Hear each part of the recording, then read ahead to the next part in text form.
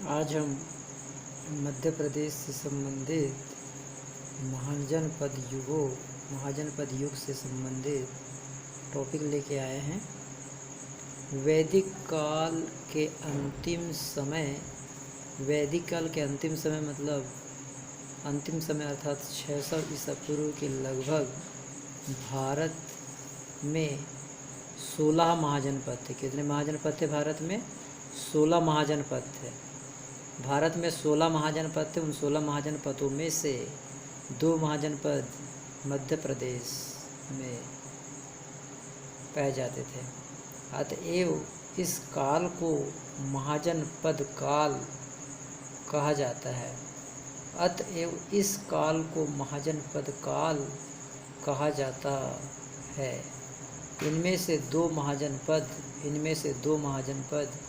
चेदी, जो बुंदेलखंड क्षेत्र में थी। चेदी कहाँ थी? बुंदेलखंड क्षेत्र में। और अवंती उज्जैन में थी। वर्तमान मध्य प्रदेश के क्षेत्र अंतर्गत थे।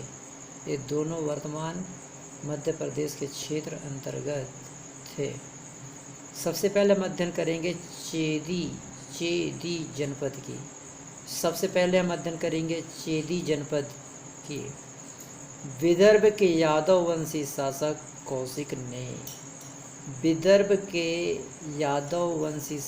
कौशिक ने अपने साम्राज्य का विस्तार कर चर्मण्यवती और सुक्तिमती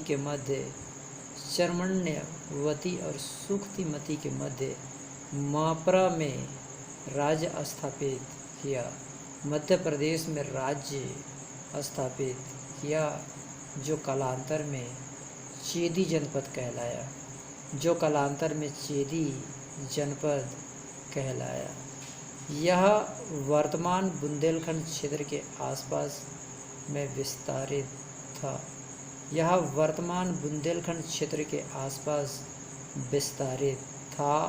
इसकी राजधानी शक्तिमती या सुत्तिवती थी।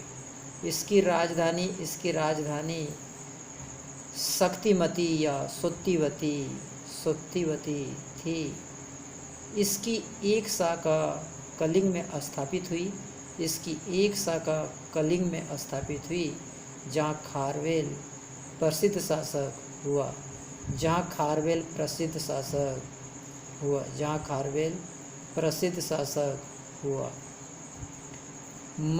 मध्य प्रदेश के चेदी वंश के राजा शिशुपाल का महाभारत में वर्णन हुआ है। मध्य प्रदेश के चेदी वंश के राजा शिशुपाल का महाभारत में वर्णन हुआ है। इसका सिर कृष्ण ने अपने चक्र से काटा था। चेदी बाद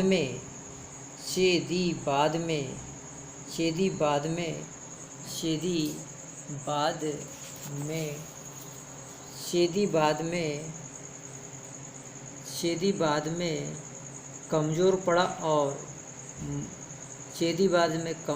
और मगध के नंदवंशी राजा महापद्मनंद ने साम्राज्य विस्तार की अपनी नीति के तहत चेदी को मगध राज्य में मिला लिया था।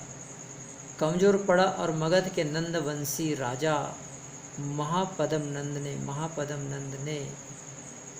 महापद्मनंद ने साम्राज्य विस्तार की अपनी नीति के तहत चेदी को मगध राज्य में मिला लिया था। बड़वानी से नंदवंश की मुद्राएं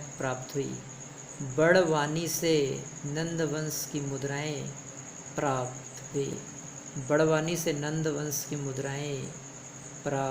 हुई। अब हम अध्ययन करेंगे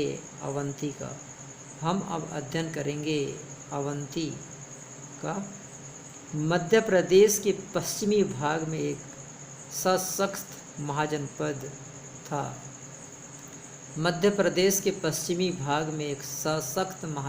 था।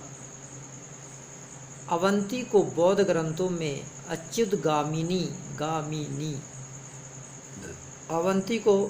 बौद्ध ग्रंथों में अच्युतगामिनी भी कहा गया है। इसके दो भाग थे। इसके दो भाग थे। इसके दो भाग थे। उत्तरीय अवंती जनपद, उत्तरीय अवंती जनपद जिसकी राजधानी उज्जैनी थी। उत्तरीय अवंती जनपद जिसकी राजधानी उज्जैनी थी तथा दक्षिणीय जनपद जिसकी राजधानी महिष्मती महेश्वर थी। दक्षिणीय जनपद जिसकी राजधानी महिष्मती महेश्वर थी। दोनों को पृथक करती वैत्रवती नदी प्रवाहित होती थी। दोनों को पृथक करती वैत्रवती नदी प्रवाहित होती थी। प्रवाहित होती थी।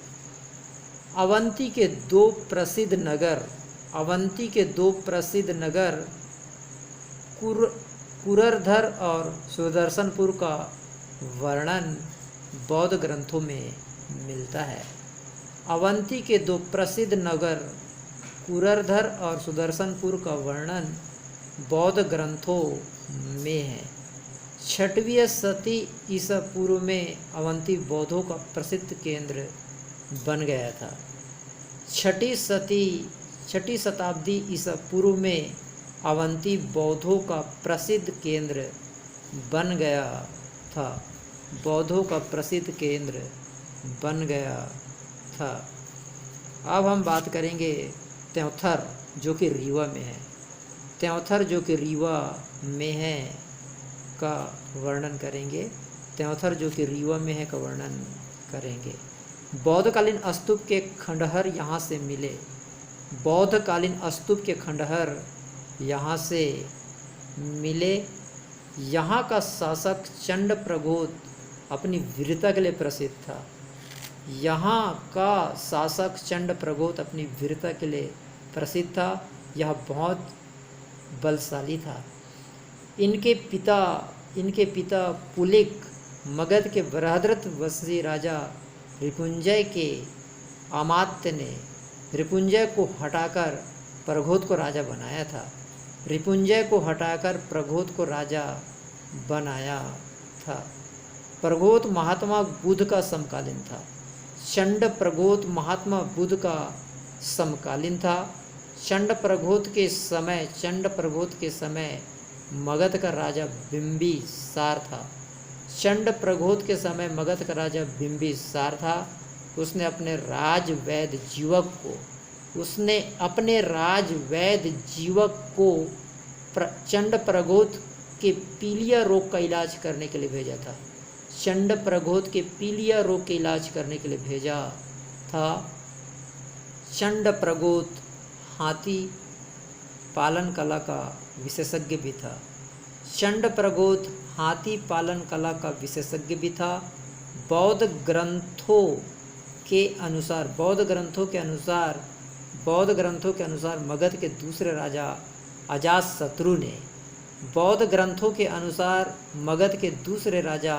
अजातशत्रु ने चंड प्रगोत के आक्रमण से सुरक्षार्थ पाटलिपुत्र दुर्ग बनवाया था। पाटलिपुत्र दुर्ग बनवाया था। मगध में शिशुनाग वंश के संस्थापक शिशुनाग ने अवंती को अंततः मगध में मिला लिया। उस समय अवंती का शासक नंदीवर्धन हुआ करता था। मगध में शिशुनाग वंश के संस्थापक शिशुनाग ने अवंती को मगध में मिला लिया था। उस समय अवंती का शासक नंदीवर्धन था। Thank you very much.